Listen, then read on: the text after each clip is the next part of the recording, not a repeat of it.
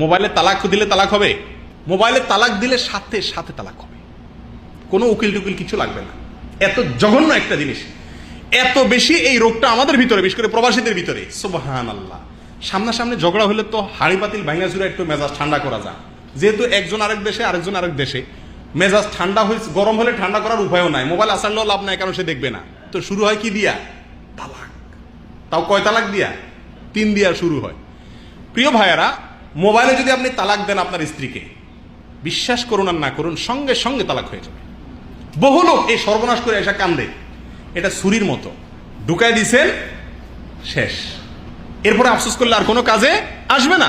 হ্যাঁ, আমি এটা বলছি না যে আপনি তালাক দিলে 3 তালাক হয়ে যাবে, আমি সেটা বলতেছি না, কিন্তু তালাক হবে, কমপক্ষে একটা তালাক অবশ্যই হবে।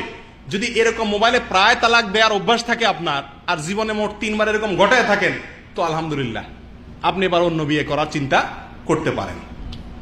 দেশে গেলে পিঠে সালা বস্তা বাইন্দা তারপরে যেতে পারেন। প্রিয় ভাইরা, মোবাইল ফোনে তালাক দিলে তালাক হয়ে যায়। সাবধান, তালাক এমন জিনিস না যে রাগ উঠছে মোবাইল ফোনে বলে দিলাম। এটা ঠান্ডা মাথায় আলেমদের সাথে পরামর্শ করে, মুরব্বীদের সাথে পরামর্শ করে তারপর সিদ্ধান্ত নিতে হয়। রাগের মাথায়, অনেকে মনে করে রাগের মাথা তালাক দিলে তালাক হয় না। তালাক কি কেউ প্রীত করতে করতে দেয় নাকি? রাগের মাথা তালাক দিলে আরো তাড়াতাড়ি তালাক পড়ে। হ্যাঁ, রাগ যদি এরকম হয় আপনি পাগল হয়ে গেছেন, সেন্স নাই, তাহলে তালাক হবে না। অতএব এই বিষয়গুলো আমরা সাবধান থাকি। আল্লাহ হেফাজত করুক।